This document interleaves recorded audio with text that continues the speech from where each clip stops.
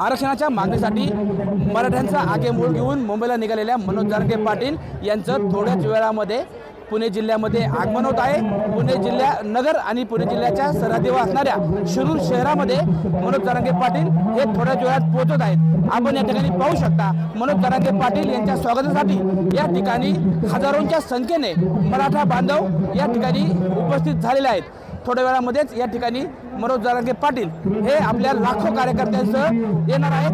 मनोज जरांगे पाटील यांचा मुक्काम इथूनच पुढे असलेल्या 20 किलोमीटर अंतरावरती रांजणगाव या ठिकाणी होणार आहे। तर मनोज जरांगे पाटील यांची आजची सभा रांजणगाव या ठिकाणी होणार असली तरी शिरूर शहरामध्ये मनोज जरांगे पाटील यांच्या स्वागतासाठी हजारो मराठा बांधव या ठिकाणी उपस्थित झाले आहेत। त्याचबरोबर ठिकठिकाणी मनोज जरांगे पाटील यांच्या स्वागतासाठी लाखो मराठा बांधव आज रस्त्यावरती उतरलेले आहेत। आज सकाळी 10 वाजेपासूनच मनोज जरांगे पाटील पुणे जिल्ह्यात येणार यामुळे हजारो मराठा बांधव शिरूर तालुक्यातील व पुणे जिल्ह्यातील अगदी शिरूर असेल, सरगवाडी असेल, कारेगाव असेल किंवा रांजणगाव असेल सकाळपासून हजारो बांधव हे रस्त्यावर आहेत आणि थोड्या वेळामध्येच या ठिकाणी मनोज जरांगे पाटील यांचं शिरूर शहरामध्ये आगमन होत आहे। शिरूरमध्ये ज्या ठिकाणी नगर व पुणे जिल्ह्याची हद्द आहे त्या ठिकाणी मनोज जरांगे पाटील यांच्या स्वागतासाठी आपण पाहू शकता या ठिकाणी हजारोंच्या संख्येने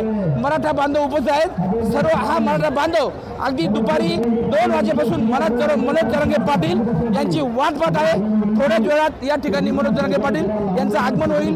मनोज जरांगे पाटील यांच्या पुण्यातील आगमन झाल्यानंतर त्यांच्या स्वागतासाठी अगदी मोठमोठे हार या ठिकाणी तयार करण्यात आले आहेत व मोठमोठे स्टेज या ठिकाणी सजलेले आहेत। मनोज जरांगे पाटील यांची सभा जरी रांजणगाव या ठिकाणी होणार असली तरी शिरूरमध्ये त्यांच्या स्वागतासाठी हा व्यासपीठ उभारण्यात आलेला आहे।